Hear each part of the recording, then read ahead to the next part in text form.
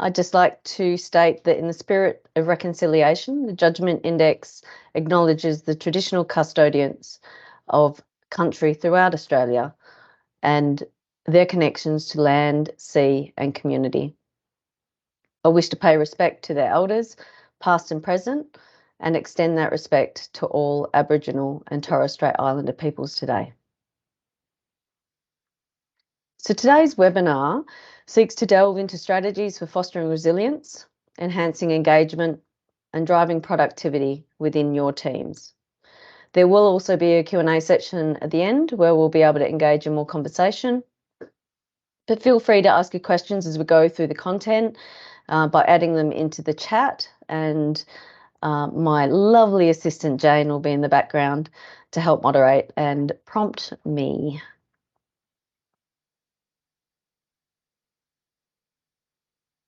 So what is the Judgment Index?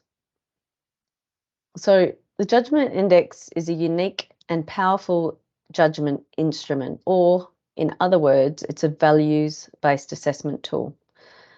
So the Judgment Index is based on the premise that the success of an individual and the organisations they work for greatly depend on the strength of judgment to numerous everyday decisions.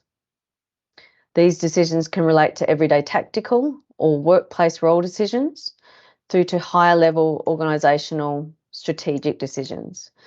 In all cases, it's actually good judgment in decision making that's going to be the key to successful outcomes. Why are we touching on the Judgment Index in relation to resiliency? Now, we will break that down a little bit further, but I wanted to give you a bit of a background as to where the insights come from, which is why I'm talking about how the Judgment Index in what you're seeing on your screen really is about real quantifiable insights into a person's judgment and decision-making capabilities. In fact, research studies have actually labelled the JI as one of the most scientific, mathematical and logically based assessment tools in the world. It has actually been developed and refined for over 40 years, and there are multiple validity studies. And if you actually needed further confirmation of validity, there are numerous bodies, associations and institutes that recognise the tool and also provide credit towards an individual's professional development. So a little bit more about the background in terms of how it was developed, because not many people are actually familiar with Dr. Robert Hartman. He was a judge, logician, philosopher, and his legacy is the field of science known as axiology, or the study of values.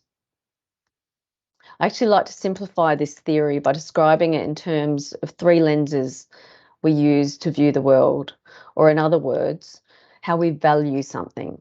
So let's take this coffee cup. Extrinsically, it is just a coffee cup. It has a function, a task, and the work that it does is give me an opportunity to drink coffee. But intrinsically, my girlfriend gave me this cup for Christmas, so I value it relationally and intrinsically for that reason. And the third aspect is that even though it's stained and, a bit chipped, the reality is that from a systemic viewpoint, it still functions. And I am a firm believer in living simply and not buying something new just for the purposes of having something bright and shiny. So they're the three ways that we view the world: extrinsically, intrinsically, and systemically. And Dr. Steve Byram, who's the actual founder of the Judgment Index, he studied under Dr. Robert Hartman, and it was actually his vision to modernise the Hartman value profile and continue to spread the word about values measurement as opposed to behaviours or personality profiling. So let's also get clear on what it's not. It's not a measure of intelligence, psychological inventory, a personality test, or easy to gain. There are numerous psychometric tests, and a lot of people are familiar with, for example, DISC. So this is personality. DISC is personality or psychologically based. It's self-reporting, easy to work with. So the reality is that particular type of assessment is a good intro tool, and the judgment index have often been requested to actually work with organisations and further the conversation on information like that. So I just wanted to point out that it doesn't have to be a matter of throwing the baby out with the bathwater. If you're already using personality-based tests, the judgment index can actually and has been proven to be useful in combination with such other assessments. With the judgment index, though, it is only one assessment, but there's a large number of reports that have been built with industry benchmarking and client-specific requirements in mind. For recruitment, throughout the process, including pre-screening and for more in-depth interview analysis, also development and ongoing learning and development programs, recognising that the onboarding and employee lifecycle is continuous and ever evolving. There are numerous reports that can provide insights to direct resources within your organisations more appropriately. And leadership programs for not only succession planning, but strategic and targeted growth of individuals, as well as the enhancement of teams.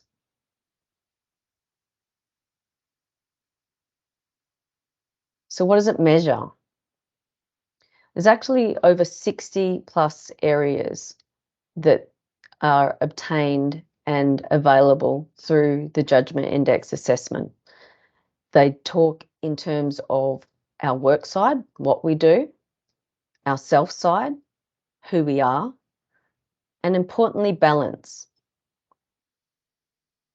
The reality is that I've used this assessment on multiple occasions to talk to a number of leaders about how they might be strong in something, say problem solving capacity, but do they actually use that strength like a bull in a china shop with the decisions that they make?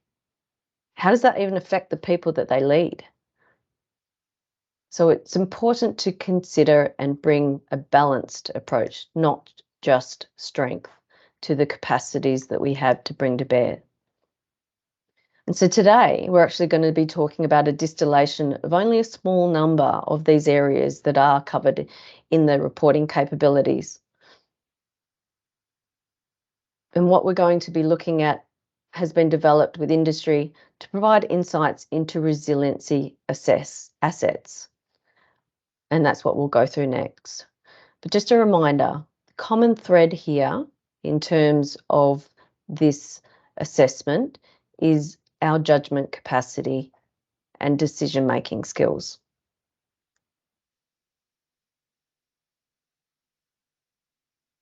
So the resiliency assets inventory, which is what we're going through, is a distillation of particular capacities which are drawn from our most in-depth of reports, the Blue Diamond, which you've got an example of in front of you.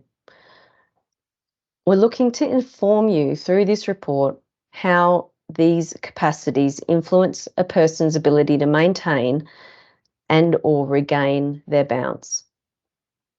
The reality is that stresses come and go. We can always depend on change. The question, therefore, is how do we build resiliency within the leaders and the people that we work with?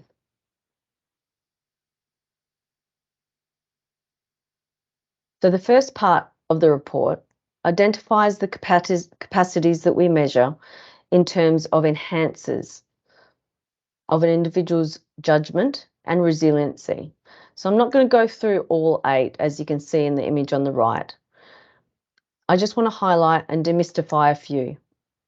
It's always helpful because it's life experience that actually teaches us the most, and therefore those that opted to get their own report will be able to gain more insights and understanding of the power of this tool.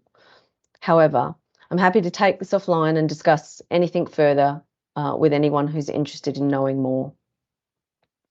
So let's start with noticing. So noticing is an enhancer of good judgment because stronger scores actually indicate whether an individual can attend to an issue whilst it is still small. So before it becomes something major, this is the capacity to notice the beneath the surface subtleties that impact outcomes. If they're able to address it while it's still small, there's going to be less energy that's going to be used. Sensitivity and noticing of our own, as well as others' levels of wellness, is an important capability to have, addressing it before it gets out of hand. Problem solving. In terms of our capacity to make careful decisions, solve problems effectively, and find solutions. The reality is that when we see a weaker result, things aren't likely getting done. Problems aren't getting solved, and therefore an individual will likely become stretched and less capable. So the note here to consider is that when we've got these data and insights, it's about how do we want to then help support those individuals. And problem solving can be developed. In fact, with good mentorship and support, an individual's problem solving ability will enhance.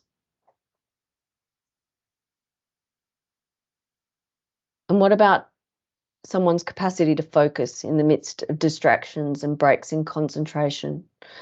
Imagine gaining some of these objective data insights on an individual's ability to focus on the goals that they have, particularly when in times of stress and strain.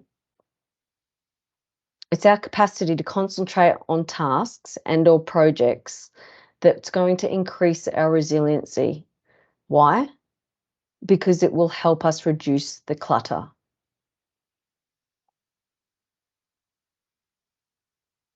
We also need to understand what's important. So the capacity for sensing what's important, most necessary, and vital to do. It's our capacity to discern what's the immediate attention and put our energy into what matters most. How we expend our energy in critical situations when effective in doing so means that we spend energy in smart ways rather than chasing less important tasks.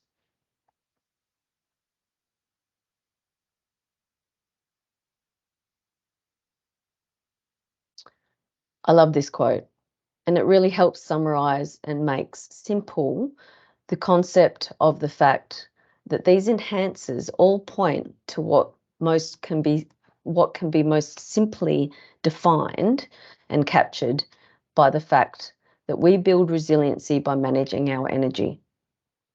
And as a result, our decision-making capabilities will improve. And the individual whom I'm referencing on this slide, Dr. Kien View, is actually a key resource that I'd recommend for anyone who's interested in understanding the neuroscience of how we can rewire our brains.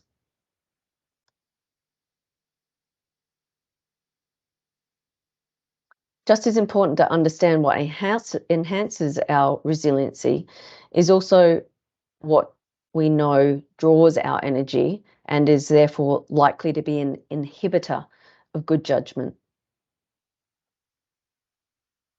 I think most people won't be surprised at stress.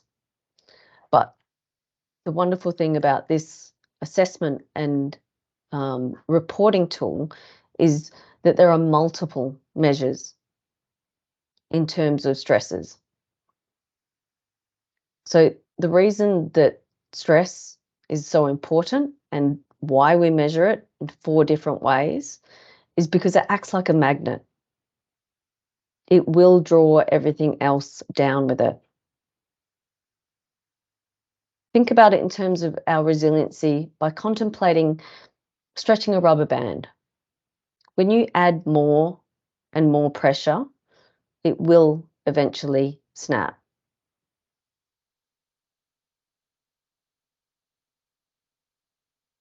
And the role of self-care in terms of inhibiting our resiliency. Without adequate self-regard, we don't fill our own cup. There's just the basics, really, of health in terms of sleep, eat, exercise. But when stress is added and there is a lack of self-care, this will prevent reserves being able to be drawn from for individuals.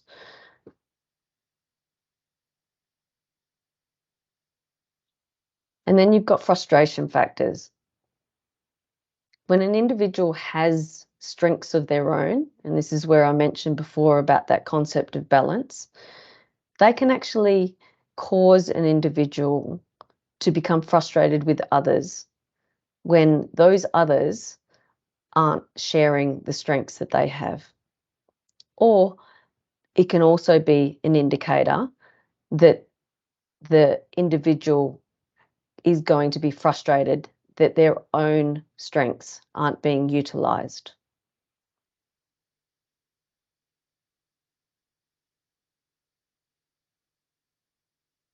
And clutter.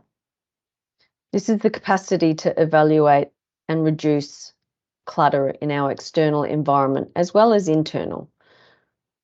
Mental and physical clutter creates an inability to focus our attention.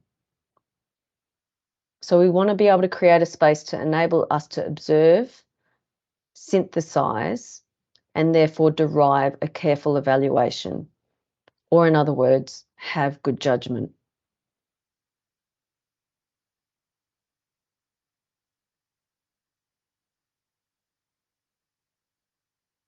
Now, we've all heard about above the line and below the line behaviours, yes? But did you realise that those behaviours are more deeply rooted and harder to change than you think? And that's actually because of top-down and bottom-up thinking. So if we talk for a moment about the neuroscience and harking back to what we've just gone through in terms of inhibitors, our brain is highly programmable, but it is also highly programmed. This top-down, bottom-up thinking, the top-down aspect is really this conscious part of our brain, whereas the bottom is like our supercomputer. It functions on auto mode.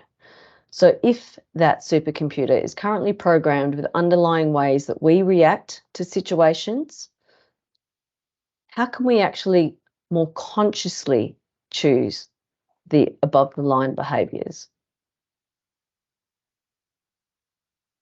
So it's important for us to understand that although we may want something, a new behaviour, a new way of thinking that is above the line, our supercomputer may still currently be programmed for a different need and therefore an emotional or behavioural response. So think of an example of somebody heading towards burnout already. They may want a way out that's actually driven by goals and a process. Yet, what they're more likely to need is learning how to rest, listening to their body. They're the type of individuals that are likely to be thinking health is mind over matter. I just need to push through.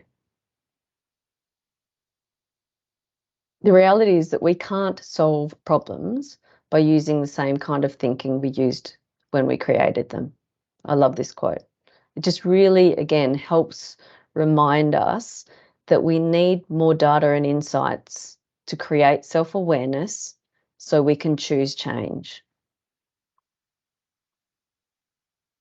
One of the tips that I wanted to share with you about retraining and rewiring your brain is an acronym called RAIN. And that's R, to recognise what is happening. So in this example where I mentioned this individual's thinking health is mind over matter, recognising that that's the thought loop, but then allowing the experience to be there just as it is. So really using mindfulness and embodiment to allow the experience to be there. Then I investigate with interest and care. So this is seeking to listen to our bodies. This individual who's more of a likely to push through is therefore, if they were to investigate with interest and care, they may realise that they are actually physically tired, or they may notice a thought loop. I should do this, I should do that, shoulding all over themselves, as we put it. And then N is to nurture with self-compassion. And that might be, therefore, an opportunity for that individual to reframe those thought loops. Can I ask for help? Or, you know what, I'll rest today. I am tired, and that's okay.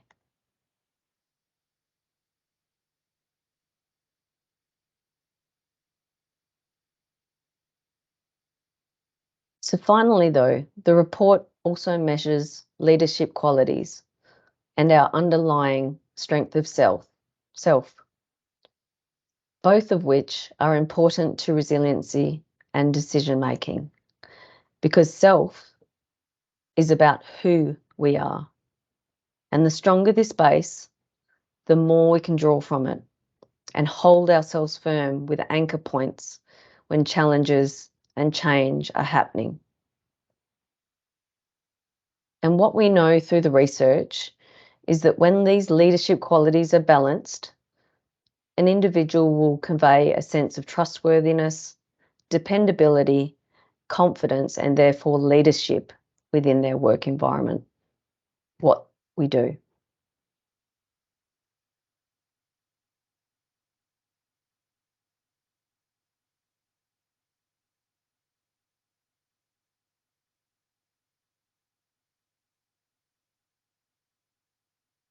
So we've gone through the resiliency assets report and some strategies, but knowledge without action is the difference between a dream and a goal. So what current measures do you have in place to understand the resiliency of the people in your organisation? How are you advocating and building resiliency? I've got multiple references that I can also send out to you in terms of the Mental Health Commission, amongst other individuals like Dr. Ken View, that I can share with you should you have any further interest in and around additional research and resources that can help build your strategy and your intentions around supporting the people in your employ.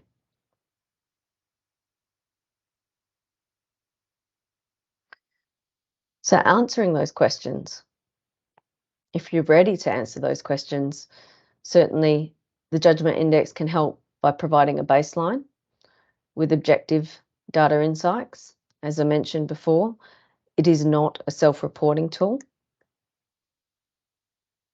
It can also help with the regards to the implementation of coaching and development programs, and in assisting to use the data insights for further strategy planning and improvement overall to employee wellbeing and therefore performance.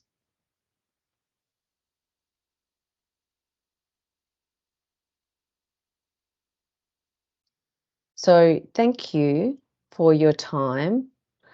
And at this point, I'm actually going to answer any questions and maybe even go back over some of the information that I shared in terms of the resiliency assets report. Because like I said, I didn't go through every single aspect, However, I did want to just touch on some of the key aspects that come through, because the ability for individuals to have a lived experience really does add context and create an easier pathway for people to really understand the use of the data and the insights.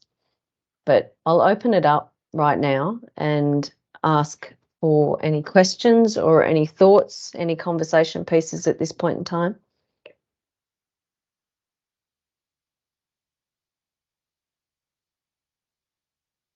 Yeah, Susie, Rochelle here. I'm just curious, particularly around understanding what's important. I think because we've been using the JI for a while, as you're aware, and one of the big ones that always comes up is around that harassed by urgent and the focus on important. So I like your description around, what needs attention now and what can wait. But just curious now, or even after this, if you can refer me to any resources that may help even support that conversation with people to make it really clear about the difference between that, because I see that as one of the main challenges with many of our staff members.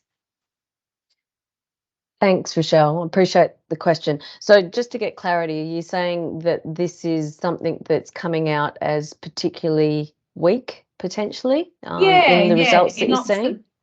In some of our middle management, and they're the ones who have seem to have the highest stress across the workplace as well. So it's, there's a lot in that, I guess, but a lot of them are being too harassed by what they perceive as being urgent, and then forgetting about those things that are more important. And I know that if we then don't focus on the what's important, we also lose some role satisfaction as well, because we always feel like we're just chasing these urgent tasks that are being put on us. Yeah, and I think the key thing to consider in the important aspect is it's important to that individual. Like, yes, the delineation in terms of the assessment comes down to those three lenses, and technically it's therefore the what we consider the triad approach to those three lenses. So the ideal scenario, and what is the science and maths that sit underneath it, would be,